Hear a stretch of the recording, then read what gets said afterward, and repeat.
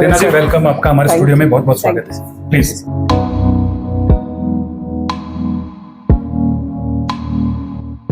Please ma'am.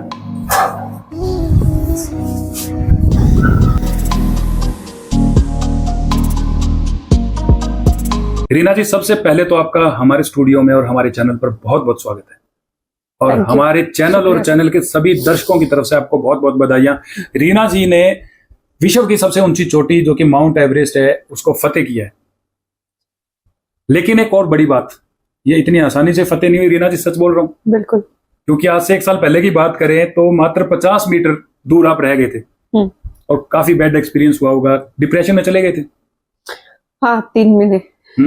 तो फिर क्या किसी फैमिली मेंबर ने मदद की या खुद से ही अपनी मदद की, कैसे निकल पाए उस चीज से?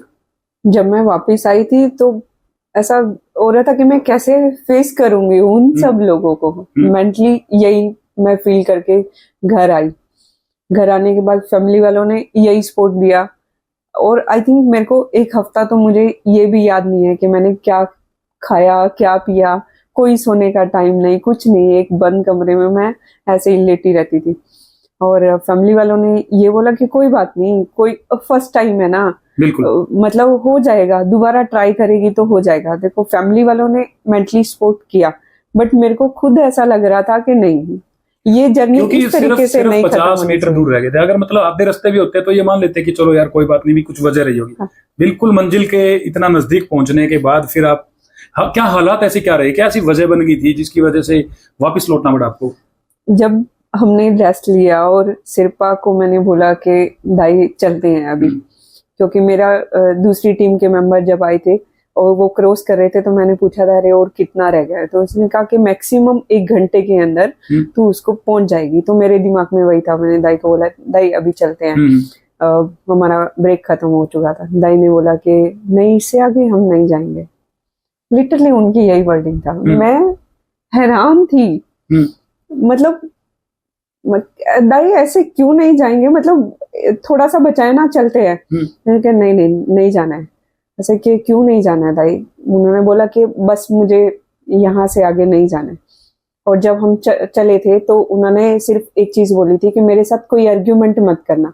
तो मेरे माइंड में यही था कि देखो, ह्यूमन बीइंग है, सिरपा भी थकता है, उनका भी मेंटली लेवल है, मेरे से ज्यादा उनको एक्सपीरियंस है, तो ओब्वियसली उनके पास सोचने का थोड़ी जो पावर रहेगी वो ज्यादा रहेगी। तो मेरे माइंड में वही था।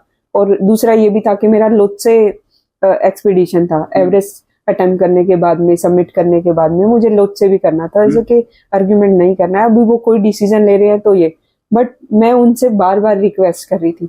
जहां यूजुअली 4 घंटे लगते हैं डिसेंड करने में, वहां मुझे 11.5 घंटे लगे।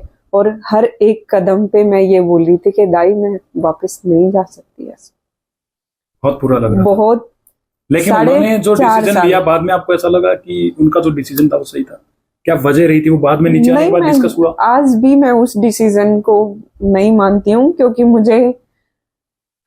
मुझे उस मेहनत पे भरोसा था और मैं मेंटली बहुत स्ट्रोंग थी उस टाइम, ठीक थी, सब कुछ ठीक चल रहा था, वेदर भी अच्छा था। ऐसा नहीं है कि वेदर खराब बोल सकते हैं, या फिर मुझे कुछ प्रॉब्लम हुई, फिजिकल इश्यू, मैं टायर्ड हो रही हूँ, वो सिर्फ सिरपा का डिसीजन था। और मुझे नहीं होता वो सेटिस्फेक्शन आज भी। लेकिन अब तो मतलब आपने फतेह कर लिया फाइनली, तो अब कितनी खुशी। और सबसे बड़ी बात एक तो जो मुझे देखने में लगी, आपकी फोटोज जब मैं चेक कर रहा था, वीडियोस देख रहा था, और रीना जी ने वहां पर जब वो अपनी एक फोटो डाली तो वो बिल्कुल हरियाणवी परिधान के अंदर, जो इन्होंने दामन डाला हुआ था, कुर्ता डाला था, जो हमारी ट्रेडिशनल वियर है, ये आपके दिमाग में कैसे आया कि उसको, क्योंकि वजन मुझे लगता है 1-1 ग्राम काफी मायने रखता है तब आप ऐसा एक्सपेंडिशन कर रहे हैं, और उसमें तो काफी वजन होता है। क्योंकि मैंने देखा है हमारी बुजुर्ग जो महिलाएं हैं, दादी परदादी जो पहनती थी, वो दामन काफी भारी होता है, तो वो वजन आपके लिए कितना मतलब मुश्किल भी रहा होगा ना उसको कैरी करना साथ में? ओब्वियसली एक एक छोटी छोटी चीजें बहुत मायने रखती है।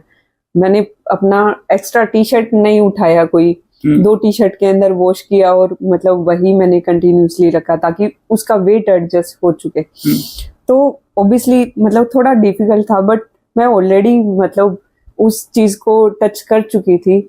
और कहीं ना कहीं ये था कि मेरे पास एक प्लेटफॉर्म है कि मैं अपने रूट्स को, अपने देखो हमारा जो हरियाणा का कल्चर है ना, वो हमेशा ही ये बहुत रिच है, बिल्कुल दूध दही का खाना, और ये हमारी टैग लाइन है। तो हमारा इतना रिच कल्चर होने के बावजूद आज कहाँ मतलब ऐसा है कि एथलीट लगा लो, ठीक है, ओलंपिक पैरा ओलंपिक उठा लो, बॉलीवुड उठा लो, कि हमारी भाषा तो इतनी पॉपुलर हो चुकी है, कितनी फिल्में बन चुकी हैं उस चीज को लेके। तो मेरे माइंड में वही क्लिक करता था कि मैं कुछ ऐसा करूं जिससे मैं दिखा सकूं, और मेरे पास वो इंटरनेशनल प्लेटफॉर्म था, और माइंड में यही था कि देखो हरियाणा आज कहीं भी कम नहीं है, तो वहां भी चमकना चाहिए। बिल्कुल बिल्कुल सही बात कही आपने। और इसीलिए फिर मेरे दिमाग में ये आइडिया आया कि क्यों ना बीइंग ए फीमेल अपनी दादियों को, ठीक है, अपने इसको चाचियों को उठा के देखें तो कितना सुंदर दिखता है ना, घाघरा दामन और इतना वो मेकअप वाला। तो ऐसे लगता था कि चलो इसको करते हैं। तो रूट्स से जुड़ना बहुत जरूरी है, और मैं रूट्स के लिए कुछ कर पाई, एक अपने यूथ को एक मैसेज दे पाई कि रूट से जुड़ना जरूरी है। आप दुनिया में कहीं भी चले जाओ, बट अपने जो दादा दादी हैं उनसे, जो हमारे संस्कार है, उनसे जुड़ना बहुत जरूरी है।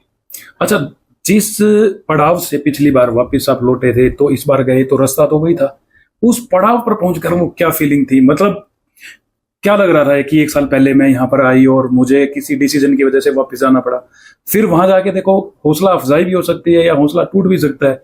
वो जब एक ऐसी जगह आप दोबारा पहुंच जाते हैं, तो वहां जो फीलिंग थी ना, वो फीलिंग हमारे दर्शकों से ही आप शेयर कीजिए। मैं 50 मीटर से जहां से वापस आई, मैंने दाई को बोला कि दाई मैं यहाँ से वापस आई थी, और जब लिटरली मैं एक एक स्टेप काउंट कर रही थी उस चीज का, कि मैं देखती हूँ कि जहां से मुझे वापस जाना पड़ा वो कितनी दूर है, सिर्फ 30 मिनट का रास्ता था। मतलब सिर्फ 30 मिनट। और उस दिन अगर अच्छा, सबसे पहले तो एक सवाल मैं भी नहीं समझ पा रहा हूँ, शायद दर्शकों के मन में भी ये सवाल होगा, दाई मतलब पर्टिकुलर शेरपा। अच्छा, मेरा जो गाइड होता है, गाइड जो होता है, शेरपा जो होता है, उसको दाई बोलते हैं। उसको दाई। तो पिछली बार जो आपका गाइड था वो अलग था और इस बार अलग था? बिल्कुल, दोनों अलग थे। और जब मैं एवरेस्ट के जस्ट सामने थी, जब मैंने समिट देखा, और मैंने लिटरली माउंटेन से मैंने बहुत कुछ सीखा है। देखो पहाड़ आपको भगवान की तरीके से है, मैं माउंटेनिंग फील्ड से जुड़ी हूँ, तो वो मेरे लिए भगवान है। बिल्कुल, बिल्कुल। जब तक माउंटेन अलाउ नहीं करता आप क्लाइम नहीं कर सकते। मैं देख रहा हूँ, आपने एक बार ये दिखा भी दीजिए, टैटो भी आपने है ना, मतलब माउंटेन का बनाया हुआ है। ये पैशन होता है, एक जिस चीज को उन्होंने चुन लिया है ना, उस चीज को, उस पैशन को देखो भगवान मान लिया। ये बहुत बड़ी बात रीना ने अभी बता दी हमारे को। हम लोग क्या करते हैं कि किसी भी चीज को चुन लेते हैं, फिर थोड़ा टाइम उसके अंदर इंटरेस्ट से काम करते हैं, फिर बोर होने लगते हैं और फिर उस चीज को छोड़ देते हैं। लेकिन रीना, कितने वर्ष हो गए आपको ये काम करते हुए, बताओ दर्शकों को, ताकि पता। 5 साल हो गए। 5 साल से लगातार इसी तरीके से आप मेहनत कर रहे हैं। अच्छा, सबसे बड़ी बात, ये कितना खर्चे वाला काम है? मतलब कोई भी कर सकता है या बहुत पैसे वाला काम है? और अगर है तो फिर आप तो एक साधारण मिडिल क्लास फैमिली से आते हैं, जैसा कि अभी हम बैठ के बात कर रहे थे पहले, कितना मुश्किल हुआ उस टाइम वो मैनेज करना? किन लोगों ने सपोर्ट किया? कैसे आप सारा एडजस्ट करके वहां तक पहुंचे? और फिर पिछली बार सिर्फ 50 मीटर दूर से नाकामयाबी हाथ लगती है, फिर 1 साल के अंदर खुद को भी प्रिपेयर करना, और वो जो फाइनेंशियली चीजें हैं उनको भी फिर मैनेज करना। तो ये एक्सपीरियंस कैसा रहा आपका? मतलब कितनी मुश्किलात आपको आई? जब शुरू किया था ना, तो मुझे लगा था कि मैं ट्रैकिंग करूंगी, सिर्फ अपने लिए थोड़ा सा टाइम निकालूंगी उस चीज के लिए।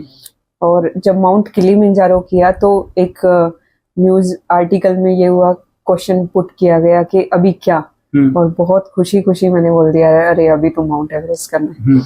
बट माउंट एवरेस्ट करना है, वो स्टेटमेंट इतना कुछ सिखा के चली जाएगी, इतना कुछ मुझे करना पड़ेगा, नहीं पता।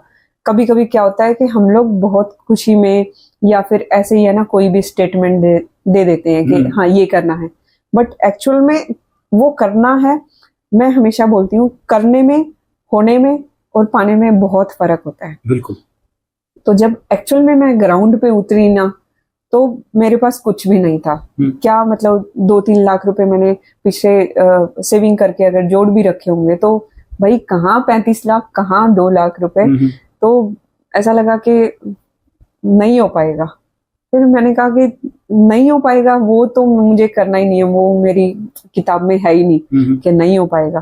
तो धीरे धीरे छोटे छोटे ट्रैक करना, जो भी मुझे सेविंग से मिलता था तो मैंने करना शुरू किया। जब एक्चुअल में 2020 में कोविड आया, तब मतलब मैं ठहर गई थी और मुझे ये लग रहा था कि ये सपना तो कभी पूरा होगा ही नहीं।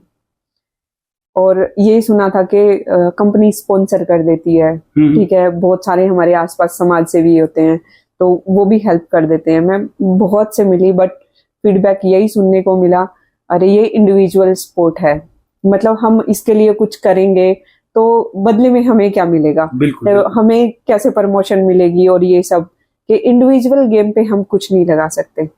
ऐसा है कि हार तो मैं भी नहीं मानूंगी।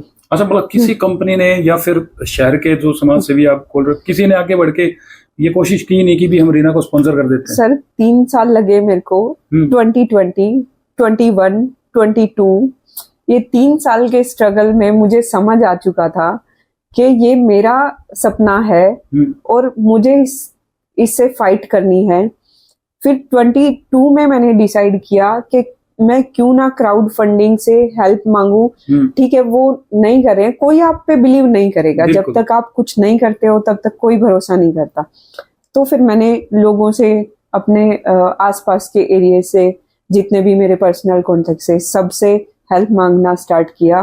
किसी ने 2 रुपए भी दिए, किसी ने 11 रुपए भी दिए और किसी ने लाख रुपए भी दिए।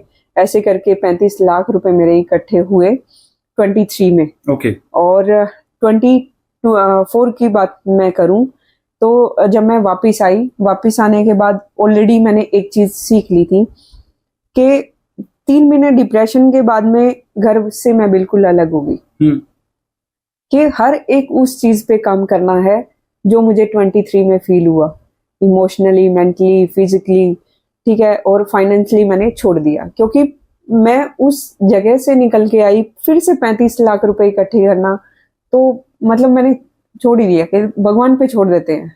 अगर उसने मुझे 50 मीटर से वापस भेजा है ना, तो किसी रीजन से भेजा है। अब आप मेरे को ये सब करके दोगे, मैं हर उस चीज पे काम करूंगी, फाइनेंशियली नहीं करूंगी। 2023 में रीना, जब आप बिल्कुल टूट चुके थे और 50 मीटर से वापस आए थे, आप असफल हो गए थे किसी वजह से, ऐसी क्या चीज थी जो हर रोज आपको जोड़े रखती थी, मोटिवेशन दे रही थी? यही कि अभी रुकना तो नहीं है, रुकने का काम तेरा नहीं है। तो कहीं ना कहीं फाइनेंशियली मेरे को यही था कि अरे मैं वापस से इतना कर पाऊंगी कि नहीं कर पाऊंगी, हर रोज मैं सोचती थी। बट एक दिन मेरे को क्लिक हुआ कि क्यों ना मेंटली मैं सोचती हूँ तो उसको मैं अपनी दीवार पे लिखूं, या फिर कहीं भी ऐसा लिखूं जहाँ पे मैं उठती बैठती हूँ और वहां पे मुझे हर टाइम वो दिखे और मेरे माइंड में वही सब चलता रहे कि हाँ हो रहा है सब, तुझे सिर्फ प्रैक्टिस पे ध्यान देना है, मेंटली अपने आप को इतना स्ट्रोंग बना पाऊं। तो मैंने ये सब कर दिया। एक चीज और मैंने देखी कि आपके शायद ये जो एक बोर्ड है जिसपे आप लिखते हैं वो छोटा पड़ गया, और आपने एक तरफ की पूरी दीवार पर सब कुछ लिख दिया है। जो एक मोटिवेशन आपको चाहिए था, लीडरशिप क्वालिटी चाहिए थी, यहाँ मैं एक बार दिखा देता हूँ, स्पॉन्सर हो रहा है, तुझे प्रैक्टिस पर ज्यादा ध्यान देना है, शायद एक देख तू शांत है, स्थिर है, ये कहीं ना कहीं इस चीज ने आपको मतलब मोटिवेट किया। बिल्कुल किया, क्योंकि देखो ऐसा नहीं है कि एक छोटी सी चीज के लिए मतलब मैं रिमाइंड करती रहूं मेंटली कि हो रहा है, बट कहीं ना कहीं हेडल्स बहुत सारे आ रहे थे और मैं मेंटली स्टेबल नहीं थी उस चीज के लिए। प्रेशर आ रहा था फाइनेंशियली कि कैसे करूंगी, कैसे ये सब होगा। फिर मैंने एक एक चीजें शॉर्ट आउट करके ये सब लिखा, और जब भी मैं डिस्टर्ब होती थी या डीमोरलाइज होती थी तो यही चीज थी जो मेरे को मोटिवेट करती थी। फिर 24 में पूरा गांव, अनिल भाई जी हैं, उनसे मैं मिली, और उससे पहले अनूप सर से मिली। उन्होंने वो बात रखी कि आपके गांव की बेटी है और आप उसका सपोर्ट करो। फिर पूरा गांव ने सपोर्ट किया, और उसके बाद कैंटाबिल क्लोथिंग कंपनी है, कैंटाबिल क्लोथिंग, हाँ, तो उन्होंने मेरे को 23 में भी हेल्प किया था। और 24 में जब मैं विजय बंसल सर से मिली तो उन्होंने भी मोटिवेट किया कि कोई बात नहीं, एक बार नहीं हुआ है, तू फिर से ट्राई कर, तेरे अंदर वो गट्स है, तू कर सकती है, तू डीमोरलाइज मत हो, मैं अभी भी तेरे साथ में खड़ा हूँ। और 24 में भी उन्होंने मेरी हेल्प की, और ऐसे करके मेरी 24 में फंडिंग हुई, और अब सबकी दुआओं से मैं वो 24 अटेम्प्ट कराई। और एवरेस्ट लोटसे ये था कि मेरा 23 में भी यही प्लान था। आपको मैं एक चीज और बताना चाहूंगी कि मैं एवरेस्ट और धौलागिरी के लिए गई थी, लोटसे मेरा प्लान नहीं था। और 23 में मेरा एवरेस्ट लोटसे का प्लान था। तो धौलागिरी 55 दिन के बीच में वाइंड अप हुआ क्योंकि वेदर ने सपोर्ट नहीं किया। तो एक दिन पहले ही जब हम लोग काठमांडू आए तो मेरे दिमाग में क्लिक किया कि मैं फुली कॉन्फिडेंस हूँ। अब लोगों का आशीर्वाद और उनकी ब्लेसिंग मैं फील कर रही थी, वो सब चीजें। और तो क्यों ना मैं उस 23 के प्रोजेक्ट को उठा लूं। और एक दिन पहले मैंने लोटसे का परमिट लिया। और अभी आप सबकी वजह से मैं तो ये कहूंगी कि देखो मेरा कुछ नहीं था, मेरी सिर्फ मेहनत थी। नहीं, आपका कुछ नहीं था ऐसा नहीं कह सकते, बहुत मेहनत थी आपकी, ब्लेसिंग्स लोगों की थी। लेकिन एक चीज और बहुत मेरे ख्याल से मुश्किल होता है, एनर्जी लेवल है उसको आपको बनाए रखना, जो एनर्जी है वो कैसे भी वेस्ट ना हो।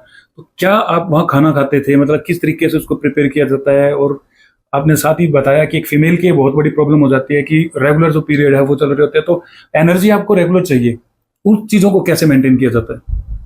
एक फूड होता है, बट क्या है कि जब आप एल्टीट्यूड पे चल रहे हो तो कोई भी चीज है वो एनर्जी, मतलब हमारी बॉडी खुद उसको डाइजेस्ट करने में खुद एनर्जी ले रही है। तो एक तो वहां पे हमारी ड्रेन हो रही है। तो हम कोशिश करते हैं कि कुछ ऐसा फूड हो, जैसे लिक्विड अगर इनटेक करेंगे तो उसमें हमारी थोड़ी एनर्जी बची रहती है और डाइजेस्ट करने में भी प्रॉब्लम नहीं आती है। तो बेसिकली हमारे पास सूप होता है और मैगी होता है, या फिर हाई एल्टीट्यूड चॉकलेट वगैरह होती है।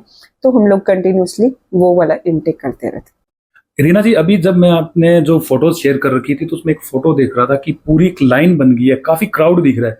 तो ये जो क्राउड है ये किस वजह से, क्या बहुत ज्यादा माउंटेनियर जाने लग गए हैं, वहां क्राउड होने लग गया, या फिर कोई वजह और है कि एकदम सभी एक ही साथ क्यों फोटो खिंचवाने के लिए इकट्ठे हो गए, या फिर क्राउड क्यों हो गया इकट्ठा?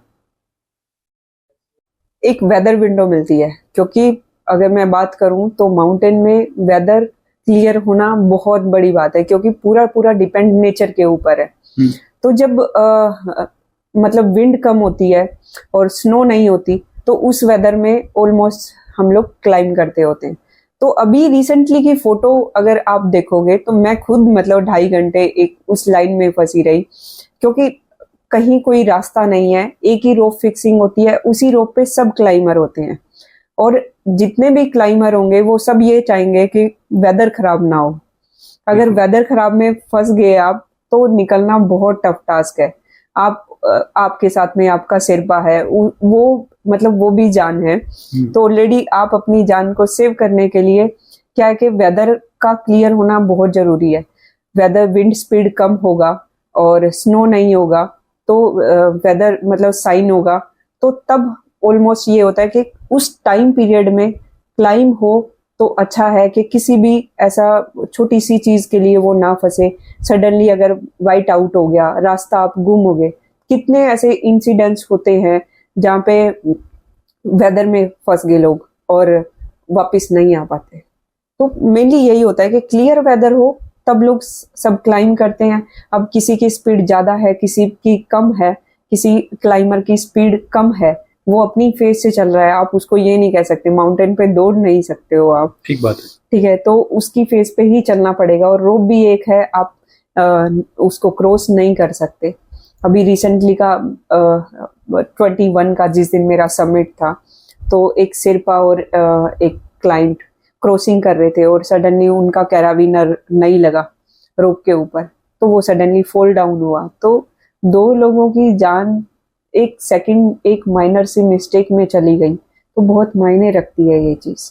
तो ऑलमोस्ट सबका यही रहता है कि अच्छे वेदर विंडो मिले और हम लोग सब क्लाइम करें, इसलिए वो क्राउड दिख रहा है आपको। ओके। रीना जी के साथ ये बातचीत कंटिन्यू रखेंगे, उसके साथ ही साथ पहले तो उन सभी भाइयों को, उन लोगों को भी हम अपने चैनल के माध्यम से बहुत बहुत धन्यवाद करते हैं। कैंटाबेल कंपनी को हम धन्यवाद करते हैं जिन्होंने 2024 में हमारे देश की बेटी को, हमारे गांव की बेटी को टूटने नहीं दिया, क्योंकि फाइनेंशियली बहुत बड़ी समस्या शायद इनके सामने उस वक्त आ जाती अगर 2024 में फिर दोबारा 35 लाख की फंडिंग नहीं होती।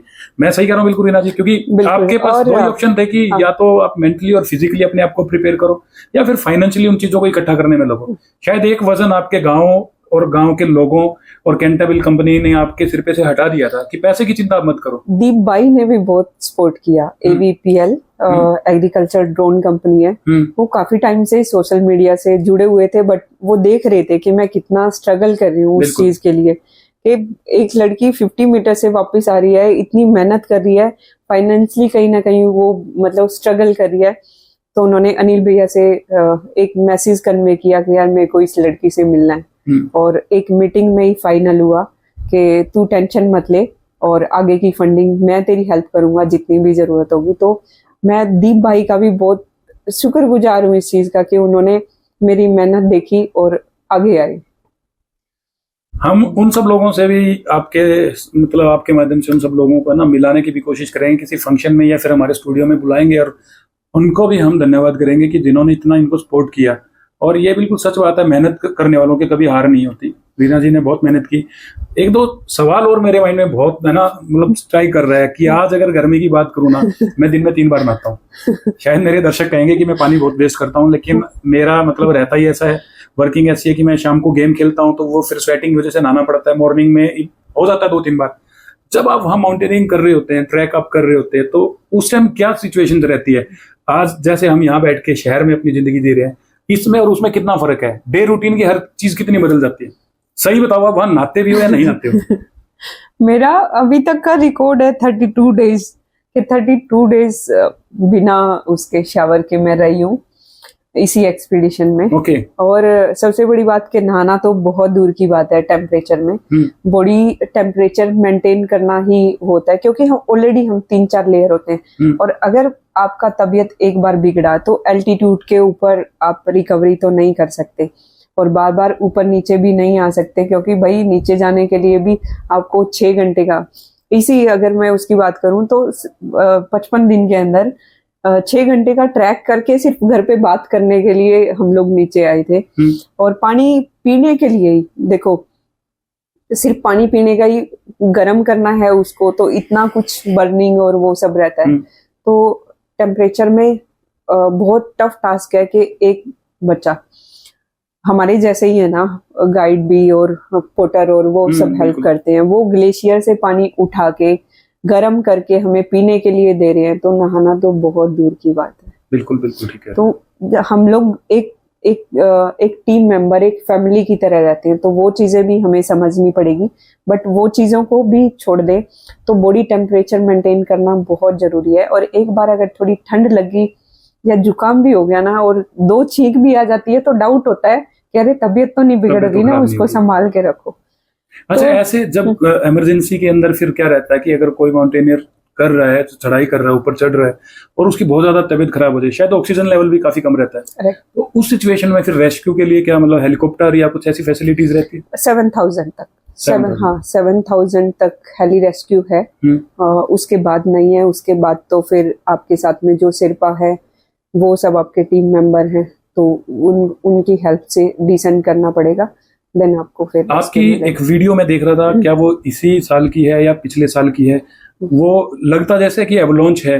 और पहले तो मुझे वो बताना आपकी कि क्या था वो जो पूरा ऐसे बर्फ का जो पूरा गुबार उठ रहा था और आप लोग चल रहे थे, और मुझे ऐसे लग रहा था स्टेबल भी नहीं कर पा रहे थे आप, हवा शायद बहुत ज्यादा तेज चलती है वहां। दूसरी बात, अगर ऐसी सिचुएशन में कभी एवलांच आ जाए तो फिर बचने के कितने चांस होते हैं, और क्या आपका कभी किसी एवलांच से सामना हुआ? हाँ, बट इतना हुआ है एक नून एक्सपीडिशन, उसको प्री एवरेस्ट बोलते हैं 7,000 की, अगर आप कोई पीक क्लाइंब करते हो तो। बट वो इतना बड़ा नहीं था, तो हम मान सकते हैं कि भगवान ने सेफ रखा उस चीज के लिए।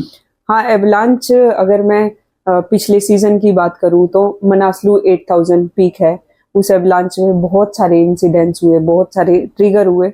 और सबसे बड़ा रीजन ये है कि जब आप क्लाइंब करते हो तो एक रोप से अटैच होते हो, तो आप ज्यादा इधर उधर भी नहीं जा सकते, क्योंकि 70 to 80 डिग्री पे आप चल रहे हो और एक रोप से अटैच हो, और सडनली अगर वो हैंगिंग ग्लेशियर होता है, वो टूटा और आपके ऊपर आया, तो बचने का तो कोई चांस नहीं है।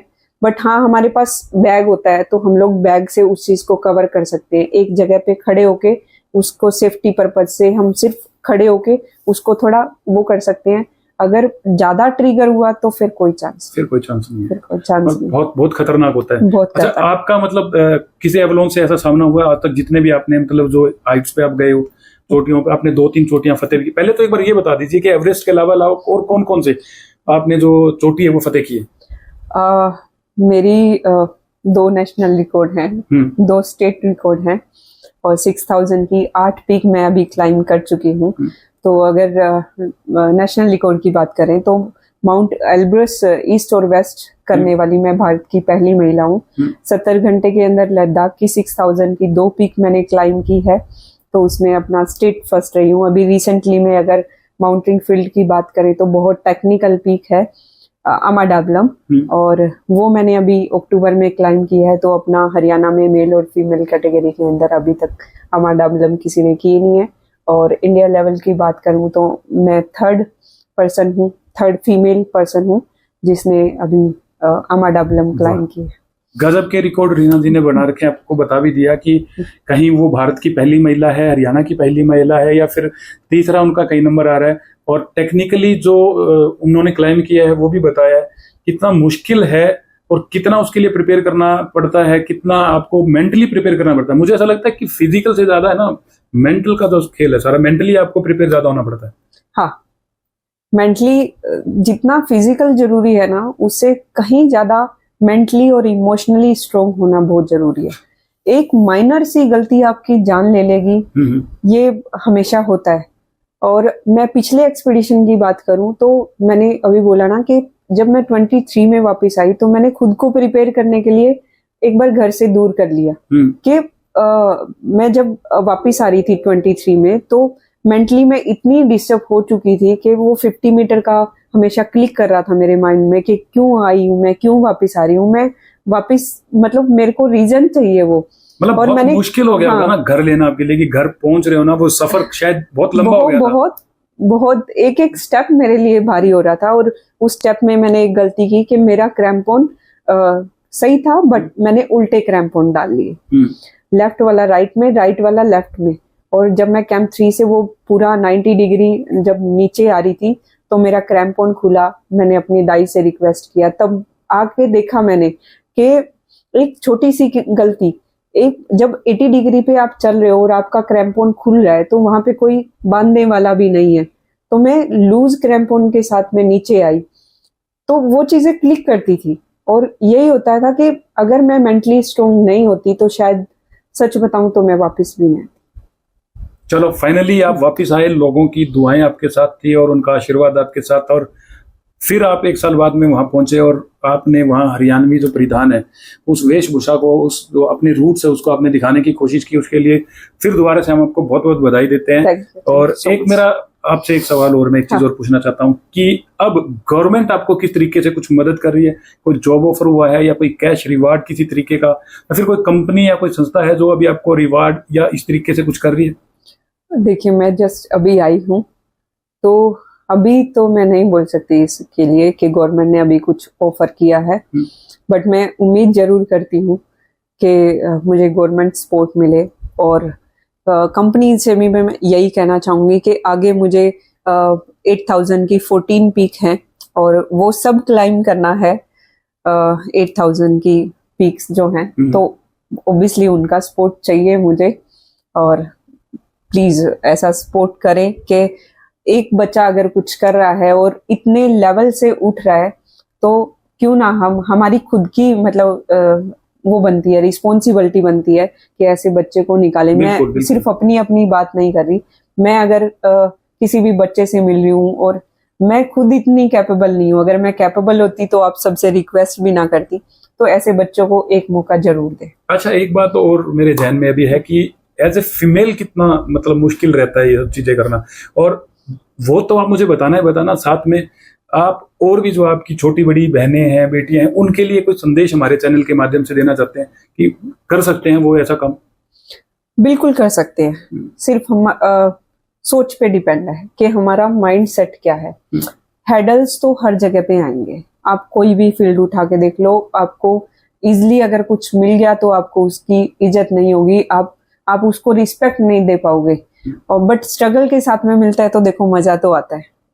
और ऐसा कुछ नहीं है कि कुछ भी नहीं कर सकते, सिर्फ माइंड सेट पे डिपेंड है, फोकस पे डिपेंड है कि आप उस चीज को पाने के लिए कितनी मेहनत कर रहे हो। और बीइंग ए फीमेल माउंटेनियर मेरे लिए थोड़ा टफ और हो जाता है जब एक एल्टीट्यूड इफेक्ट आपके बॉडी पे आएगा, और उसके बाद पीरियड्स वाला आपको पता ही है, तो कंटिन्यूसली 7000 के बाद में पीरियड्स कंटिन्यूसली रहता है। तो उसका एक तो आप एल्टीट्यूड पे चल रहे हो, माइनस टेम्परेचर में चल रहे हो, और उसके बाद आपकी बॉडी से कुछ तो ड्रेन हो रहा है, मतलब एनर्जी डाउन हो रही है, तो चैलेंज तो रहता है। तो ये सब चैलेंज, और मैं तो ये मानती हूँ कि हम शुक्रगुजार भी हैं कि हम एक और बच्चा पैदा कर सकते हैं। बिल्कुल। तो ये गॉड गिफ्टेड है, और माइंडसेट स्ट्रॉन्ग के साथ में इसको हैंडल करना चाहिए। थोड़ा सा रहता है कि वीकनेस फील होती है, बट वही है कि माइंडसेट, गेम ऑफ माइंडसेट। चलो रीना जी, बहुत बहुत धन्यवाद आपका। और हमारे साथ देश की एक ऐसी बहादुर बेटी रीना भाटी जी थी जिन्होंने माउंटेन क्लाइम किया, और वो भी सबसे बड़ा जो एवरेस्ट है उसको क्लाइम किया। और आपको मैंने पहले भी बताया था गांव से निकलकर कैसे रीना ने कितना स्ट्रगल किया, और रीना जी ने कैसे फाइनेंशियल जो सिचुएशन थी उसको भी संभाला, मेंटली और फिजिकली भी अपने आप को प्रिपेयर किया। उसके बाद वो 2023 के अंदर मात्र 50 मीटर से रह जाती है उसको क्लाइम करने के लिए, और फिर वापस आती है, डिप्रेशन में है, फैमिली से अपने आप को दूर करती है, और फिर आखिरी अपने आप से ही बात करती है और हिम्मत जुटाती है कि नहीं मुझे ये करना है, और आखिर रीना ने वो कर दिखाया।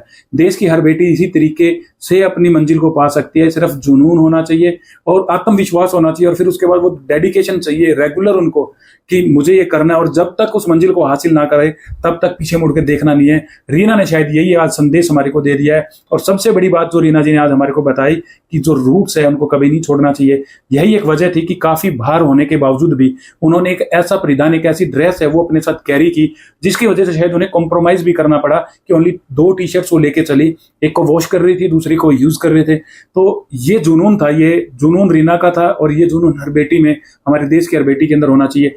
मेरे विभाग बोल देखने वाले सभी दर्शकों से मैं उम्मीद करता हूं कि कमेंट्स के माध्यम से रीना ने जो आज अपनी मंजिल को हासिल किया है उसको बधाइयां देने का जो तांता है वो थमना नहीं चाहिए। साथ ही साथ ज्यादा से ज्यादा लाइक और शेयर इस वीडियो को करें ताकि हमारी देश की एक बहादुर बेटी है उसको और प्रोत्साहन मिले। और एक बड़ी बात और, जो भी कंपनीज या जो भी समाज सेवी लोग जो फाइनेंशियली काफी सक्षम है इस वीडियो को देख रहे हो, रीना जी वाकई में आज इस चीज के लिए उनको हेल्प चाहिए कि वो अभी और बहुत सारी हिल्स हमको क्लाइम करना चाहती है। तो जो भी साथी आगे बढ़ के रीना जी की मदद करना चाहते हैं, हम रीना जी का नंबर भी आपको डायरेक्टली हमारी फोन स्क्रीन पे दिखा देंगे, आप उनसे कांटेक्ट कर सकते हैं, डायरेक्टली उनकी मदद कर सकते हैं। तब तक के लिए साथियों धन्यवाद। फिर किसी खास मुलाकात में किसी खास मेहमान के साथ आपसे मिलते हैं। धन्यवाद।